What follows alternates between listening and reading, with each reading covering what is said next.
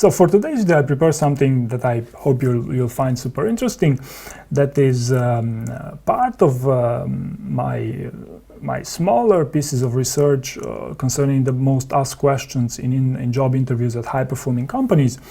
I now made a consolidated study of the 23 most asked questions in any interviews at high-performing companies, and basically this is what I'm going to share with you next. Of course, you know, the questions are in the video description, so I would very much encourage you to take this and find the best possible answers. Now, next I'm going to address each of them with a few quick comments on them. So on 23rd, we have described a situation where you negotiated with others in your organization to reach agreement. So it's basically in such questions you must focus on your interpersonal skills, of course your ability to listen to other people, and you know, to address, to find the best possible outcome of that given situation. 22nd most asked question would be, how would you handle a project that is expected to be behind schedule? Of course, this touches upon your management skills. That is, how would you manage such a project? Well, at first you would get everyone involved in the decision-making process, and you would make sure that you have the most up-to-date information. If there are relevant stakeholders that need to be notified about these things, probably you should. And of course, probably the most interesting aspect of answering such a question is how would you go about actually delivering that project, of course with a specific situation if you could. Don't forget to quantify this information whenever you can. Number 21, tell me about the time when you demonstrated leadership skills. Leadership skills are something that are still widely underestimated by candidates in job interviews. However, there are more and more companies that take these things very seriously. And there are companies that basically emphasize at each and every step about leadership, about the leadership component for any employee in their organization. So leadership could be exhibited as ownership, but anyhow, you must really have a certain amount of leadership preparation to do these things well. On number 20, what's your greatest professional regret? So as you might see, this is a rather negative question. So we all have regrets, of course, and more so in a professional context. Probably it's so easy to go past, to forget some of these, because it's counterintuitive after all to remember those regrets. But the most interesting part in this question, the most interesting part that the interviewer would like to hear is, first of all, a genuine one. Second of all, how you grew from that, what you learned from that professional regret. Number 19, tell me about the time when you raised an uncomfortable issue with your boss. From experience, I can tell you that the number one issue here is that most people don't come up with valid issues that they raise to their boss. So at first you must have a strong example, and I believe if you have one, then you will be able to develop further from there. Also to keep in mind that the concept of managing up, that is managing expectations with your boss as well. Number 18, describe a long-term project that you managed. How did you keep everything moving along in a timely manner? Why would anyone want to ask you such a question? Well, because if they want to see, first of all, whether if you did manage a long-term project, which is not always the case for many people, but even more interestingly, to talk about some of the challenges that you overcame while managing that long-term project. And this is a leadership question, to be clear. So this is the main reason why you want to go to someone would ask you this question, is to evaluate your leadership skills as well. Number 17, give me an example when you saw a peer struggling and decided to step in and help. This is in order to show ownership, that you own the situation, and actually how you coached that peer, that employee, to move past that situation and to be qualified, to be better qualified for the job. Not to underestimate here the importance of listening. So be careful that you listen to that person besides setting up meetings and all that stuff. Number 16, tell me about the time when you received negative feedback from your manager. How did you respond? Again, these types of negative questions, the main challenge here is to find the proper example. Most people are not being genuine with these things, or they just find a light example that's not particularly relevant.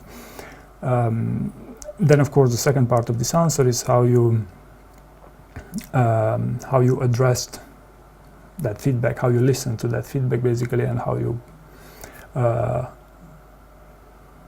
moved on from the situation, which by the way could be multiple paths. Number 15, how have you leveraged data to develop a strategy? And no, this is not a question that's only for programmers, if you're wondering. This is a question asked for many types of positions, including sales, including junior sales positions. So it's very important that you think of a time when you use data to develop a strategy. And of course, that strategy should have been successful, because the main goal of a job interview is to focus on your strengths. So unless you're constrained to talk about the failure, you should always talk about successes, right? Number 14, do you collaborate well? Needless to say, this is in order to evaluate your interpersonal skills and how well you get along with other people. So think about the best possible example when your communication skills made a difference in a rather challenging environment, for instance. Number 13, how do you develop client relationships? As with the data question, this is a question that's not only asked for sales role, but it's also asked for many other types of roles, and you should really consider this relationship component. That's a lot more than you think about interpersonal skills. So even if it might sound counterintuitive, you must genuinely think of situations where you developed relationships within your organization. We could be talking about internal clients here, needless to say. So it's very important that you identify your primary customer in the first place. So you have proper examples. 12. What did you do when you needed to motivate a group of individuals? Again, maybe a not so obvious one, especially for junior roles, but here it's all about listening and gaining trust within gaining those people's trust. And but there are various ways to do it: by setting up meetings, by leading those meetings, by inspiring those people, or by simply diffusing a conflict that you could achieve these things. It's basically up on your specific situation, what happened there. But coming up with a strong example should be key here.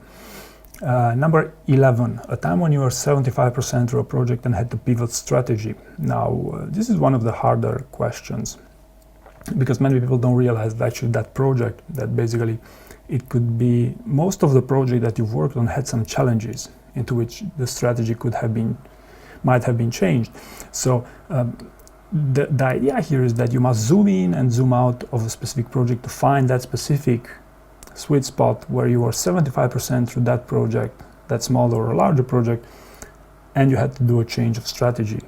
That's basically it's not a complex thing if you know how to visualize that specific context. Number 10, tell me about the time when you missed an obvious solution to a problem. This is another question that many people struggle with. It's very counterintuitive for me to explain you these things, because for example, to give an example from my specific experience, when I started doing this YouTube channel, I would spend months on delivering some video series that no one would ever watch. And the main reason why no one would ever watch, because they were not useful, they were not interesting. Because while producing HR content in a YouTube channel, you must produce useful content, because otherwise, let's be honest, no one would ever watch these things. So my problem was that no one would watch those videos, and the solution was to create content that HR content that people actually want to consume. So this would be a time when I missed a solution to an obvious solution to a problem, in my case, for instance. Number 9, tell me about the time when you came up with a new approach to a problem. This could be a time when you found an innovative way to go about solving something. I'm sure you had these, and I would even encourage you to think of a recent one, because more often than not, the recent example will do much better than older ones. And number 8 was the most innovative idea that you've ever worked on. Needless to say, there are some people, believe it or not, they say, I've never worked on something truly innovative, but I would very much argue that they did. They just don't appreciate the innovative component of that idea, or they have impossible standards, which is not the best possible sign when going into a job interview. Number 7, tell me about the time when you had to apologize to someone. This is again a rather tricky one. First of all, because not many people come up with genuine examples, and I get asked a lot then, but should I lie here or not? My advice is always, do whatever you think is the best, but keep in mind those people are trained to spot liars every day, so it's basically up to you. If you think you're that good to overcome these things, go ahead. Some other advice here when having to apologize to someone. Of course, that your example should be genuine, but there should be another component of how you did it, how your empathy towards that person. So basically, these are the types of questions that should be prepared in advance to ensure that you have a strong answer for. Number 6, what's your strength and your weakness? Your strengths, many people come up with some strengths on the spot. There's no problem there. But with the weakness, many people come up with light weaknesses, such as I pay too much attention to detail. These things don't fly. I mean, that's actually basically turning a positive into a negative. Whenever you're applying for a high-performing company, these things don't work. So you should think, you should have a more hands-on approach when thinking about your weaknesses. For example, if you're a salesperson, maybe you're not good at technical skills. If you're a technical guy, maybe you're not a salesperson. So maybe you're an introvert, maybe you don't like public speaking. Who knows? But it should be something more concise. And by the way, I would always recommend you to prepare 2 of them, simply because they might not like the first one. So you must always have some sort of backup involved, and of course a story about these things, because this is a behavioral question. Number 5, tell me about the time when you had to deal with a difficult customer. So actually we had previously a question about customers, so I said that not only salespeople get these questions, but also technical people get them. So important is to identify your primary customer here. And also I would like to add here, in this context where you have to deal with a difficult customer, like, you don't have to show it like you did everything for that difficult customer and your company lost money on these things. So you must think business here. It's very important that you highlight the fact that you are working towards the success of the company here, and your company is not the loser in this thing. Number 4, tell me about the time when you failed. Probably the hardest, the toughest question to answer in job interviews. Why is the toughest? Well, because many people don't prepare for this, surprisingly. The second reason why it's toughest is because some people have a hard time coming up with a serious failure. And thirdly, because people often forget to say how they grew from that failure, which is actually the main highlight of this question. So the failure stories are the types of questions that would take someone new to interviewing 1 or 2 days to get straight. So only one question, you would spend 2 days to develop a proper answer. But I believe the investment is worthwhile, because you do it once and then you'll use it whenever required. Number 3, what's the project that you are the most proud of? So this is the type of question that I call a gift That is, the interview gives you the opportunity to focus on your strengths and talk about something that you're the most proud of here. So if you're applying for a well-remunerated job at a high-performing company, this is the type of question that is worthwhile preparing, because this is the type of question, together with tell me about time when you failed, that makes the differentiates between applicants when it comes at least to the behavioral part of the interview.